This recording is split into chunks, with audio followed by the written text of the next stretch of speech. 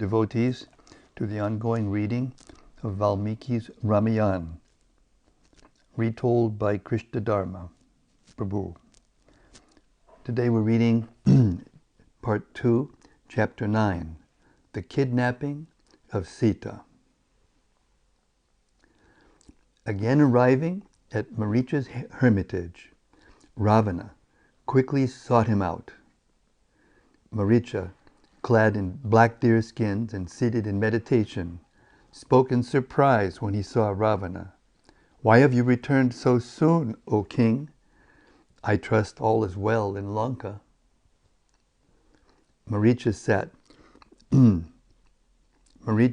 the Rakshasa king on a grass mat. He offered him food and drink, but Ravana waved it aside and said, "No doubt you recall my earlier request, O Maricha. I am here now to insist that you comply. Not only has Rama annihilated my army in the forest, but he has attacked and mutilated my sister, Shurpanakha. He must by all means be punished. Prepare to leave. You will assist me in Sita's abduction." Ravana had made up his mind. He told Maricha to come with him to Rama's hermitage. Once there, he should use his magic to assume the form of an enchanting deer. Ravana calculated that Sita, due to her womanly nature, would become captivated by the deer. She would then send Rama to capture it. As soon as Maricha had taken Rama to a distance, he should further use his magical powers to allure Lakshman. Imitating Rama's voice, the Rakshasa would cry out in distress. When Lakshman heard the cry, he would come after Rama, leaving Ravana to abduct the unprotected Sita. Ravana spoke derisively of Rama, knowing that Maricha considered the prince formidable. This worthless human has been exiled by his father. Abandoning virtue, he caused my sister to be violently assaulted. He is a disgrace to the royal class and a threat to all beings. His time is now. His time is now all but run out. Once he has lost his wife, his strength will be gone. I shall then make short work of him. Maricha's face whitened. This was his worst fear. Ravana was bent on a purpose which would surely end in both their deaths. He stared at Ravana with unblinking eyes. His mouth felt dry and his limbs weak. He folded his palms and addressed the Rakshasa king in a trembling voice. People speaking agreeable words are easy to find, O Lord.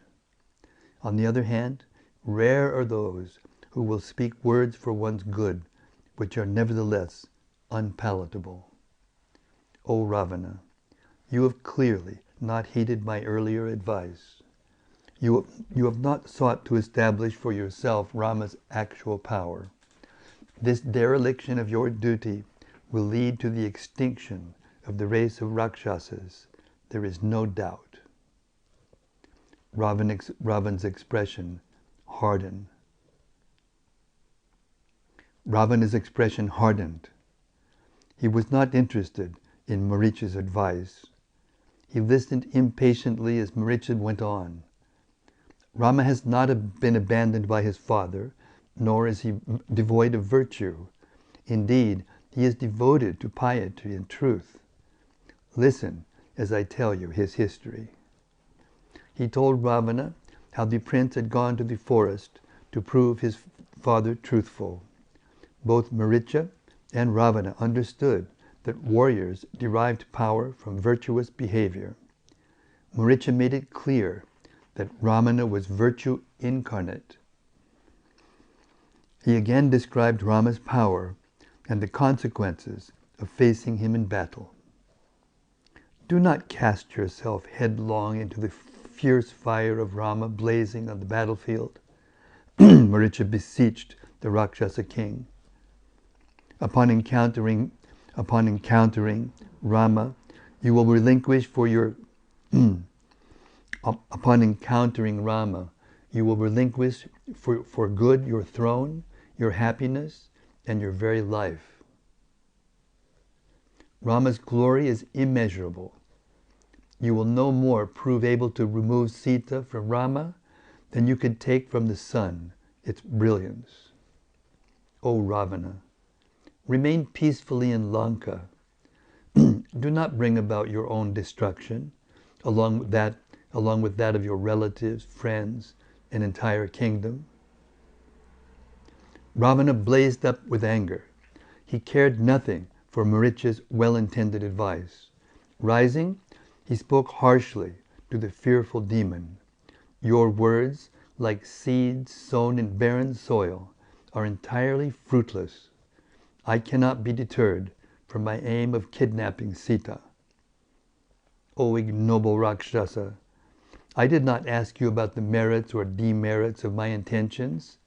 Indeed, a king should never be advised except when he requests such advice. I have told you what I require. All that remains for you to do is to carry out my order. Ravana reiterated his idea.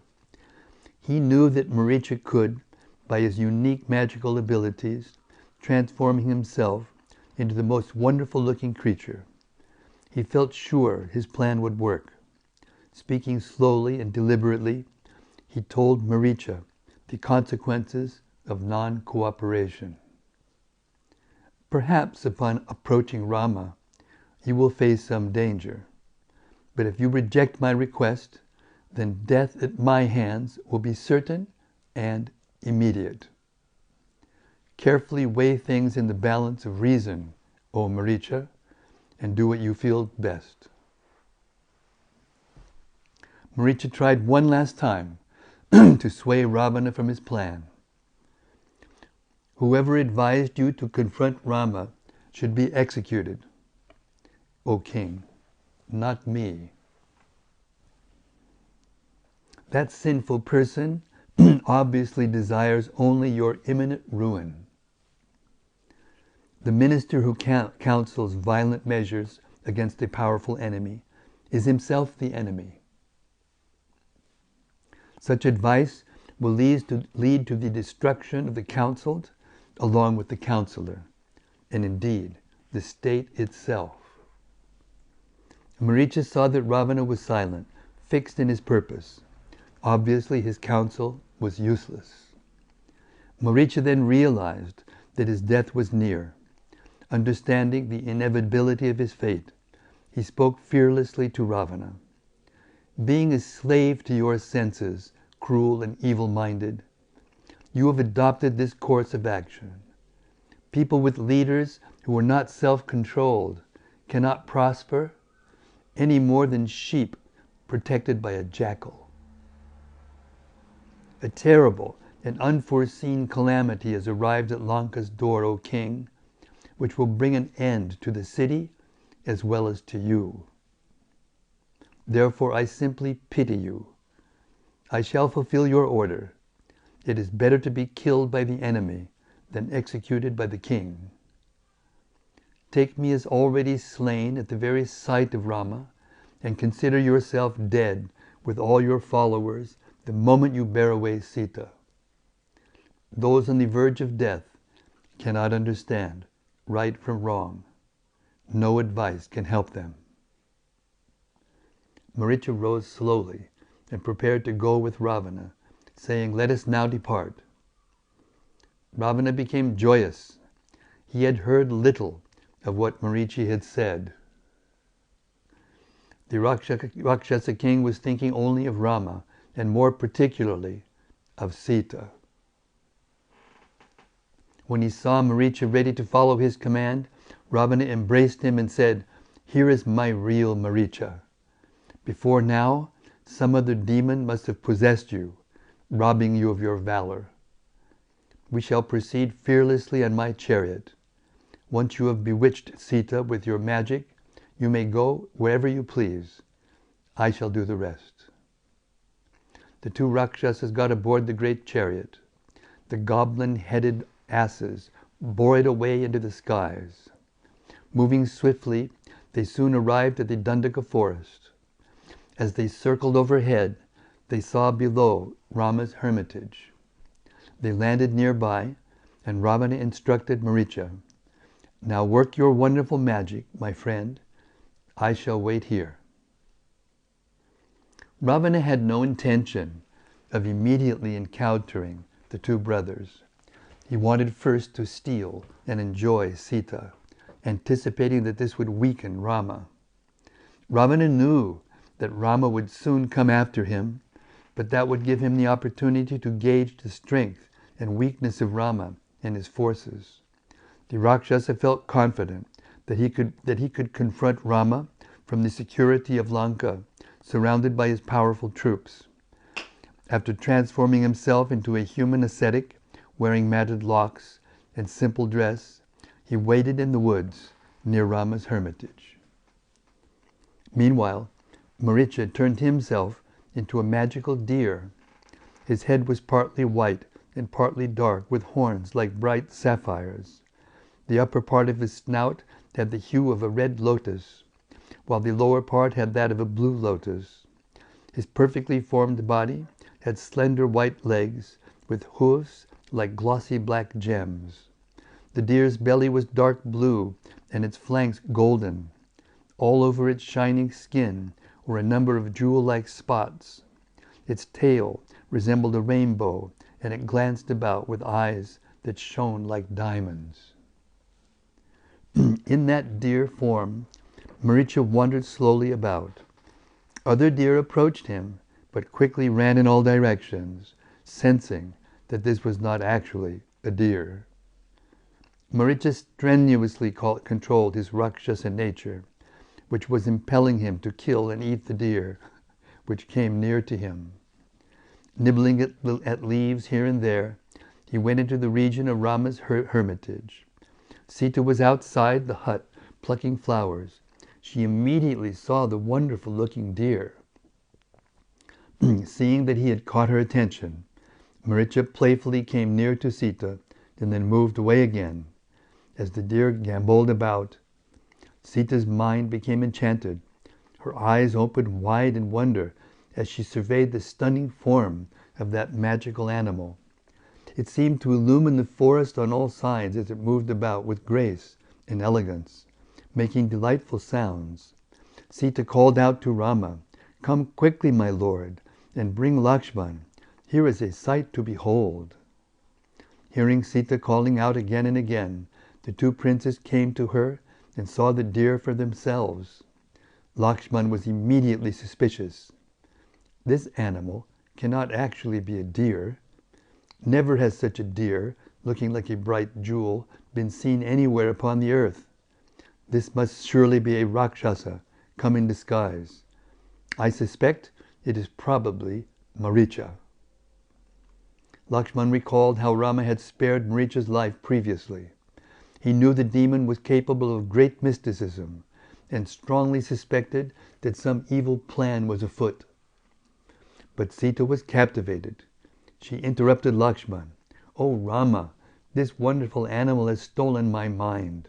Please fetch it to me. I would love to show it to my mothers-in-law and your brothers. When we return to Ayodhya, we can keep it in the palace as a pet." "I do not think that such a beautiful creature can be a Rakshasa.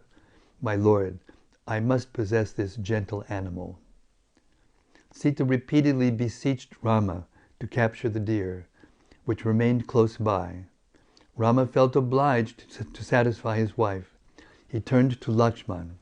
"Dear brother, see how this deer has created such a burning desire in Sita. I must try to catch it for her.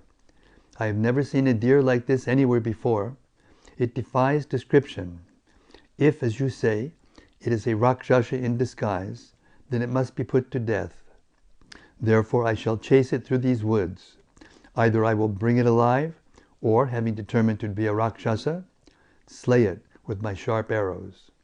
Perhaps then I may take its superb skin for Sita." Rama asked his brother to stand close to Sita and guard her while he was gone. Like Lakshman, he also feared an attack from the Rakshasas. He told Lakshman that Jayatu was nearby and could assist him if necessary. Rama then fastened his sword to his belt, and after tying on his 2 quivers, he grasped his bow. He then went toward the deer, which bounded away into the woods. In fear, Maricha ran swiftly into the deep forest. Rama pursued him, moving through the trees with agility and speed. But Maricha kept ahead, sometimes appearing for a moment and then disappearing again. Acting exactly like a deer, he bounded high in the air and glanced about fearfully. In this way, Maricha took Rama a long distance from his hermitage. Rama felt helpless, seeing the deer maintaining a constant lead over him. He stopped and leaned on a tree, exhausted and perspiring. He decided that Lakshman's assessment was correct. He could not be an ordinary deer. He would have captured it by now if it were. Rama concluded that the deer was certainly a Rakshasa. Spotting it emerging from a distant cluster of trees like the moon appearing from behind clouds, Rama took out an arrow. He imbued that shaft with celestial power and shot it at the deer. It streaked through the air, glowing like fire, seeking out its target. In a moment it struck Maricha and pierced him in the heart. The Rakshasa bounded as high as a palm tree and screamed in pain. As he crashed to the ground, he again assumed his actual form. Rama ran toward the dying Rakshasa. Maricha saw him approaching and remembered Ravana's instruction. With his dying breath, he let out a cry that could be heard for miles. Perfectly imitating Rama's voice, which he vividly remembered from their previous encounters, Maricha cried, "Lakshman, help me! Alas, Sita!" With that final cry, the Rakshasa died, his gigantic form covered in blood, lying prostrate on the ground. Rama stood before the dead Rakshasa, filled with apprehension. This was obviously a plot by the demons. When Lakshman and Sita heard that cry, they would become confused. Rama looked at Maricha's massive body. The voice of a Rakshasa was hundreds of times more powerful than that of a man. Rama had been chasing the deer for an hour at least and was miles from the hermitage. The only thing to do was to run back. Rama immediately began to retrace his steps, thinking of Sita. He feared the worst. At the hermitage, Lakshman and Sita had heard the Rakshasa's cry. Sita was struck with anxiety. Turning to Lakshman, who stood calmly, she said, "Did you not hear your brother's cry? Surely he has fallen into the hands of the demons, even as a bull might be seized by a group of lions. O Lakshman, go quickly to help Rama. My heart is all but stopping, and my breath hardly comes. Please, act swiftly." Lakshman did not move. He remembered Rama's instruction to guard Sita. He did not at all fear for Rama, and considered the cry to have been uttered by a demon. Sita became even more anxious when he saw Lakshman unperturbed. Bewildered by fear, she spoke angrily, "O son of Sumitra, you are an enemy in the disguise of a friend. It seems you are glad to see the plight of your brother. Surely you desire to possess me for yourself. Therefore, you do not rush to Rama's aid. What is the value of protecting me when our leader is in such danger?" Sita shook with fear and sobbed loudly. Lakshman felt pained by her words, and he tried to reassure her. "Your husband cannot be overcome by the gods or demons assembled in any number. O gentle princess, Rama cannot be killed in a fight by any created being. Of that there is no doubt whatsoever. Be at ease. Rama will soon return, having slain the Rakshasa who assumed the form of the deer, and who no doubt uttered that cry." Lakshman was certain that Rama was not in danger. He could guess that the demon had been killed by Rama and had imitated Rama's voice as he died. After Rama had annihilated the Rakshasa army at Janastan, the Rakshasas must have formulated a plot for revenge. Lakshman tried to explain this to Sita, but she became even more angry. She stood blazing like fire, her eyes red with fury. Because of her fear for Rama, she was confused. Despite her respect for the virtuous and gentle Lakshman, who had never once looked at her in the face, her anxiety for Rama made her rebuke him harshly. "O ignoble and merciless Lakshman, it is obvious that you care nothing for your brother. Indeed, you are happy to see him in peril. I can understand that you have been concealing your true nature. Posing as Rama's friend, you have all the while been coveting me. Your sinful desire shall never be fulfilled. I shall give up my life, even in your presence. Having become Rama's wife, how could I accept an ordinary and wicked man like you?" Lakshman was deeply hurt.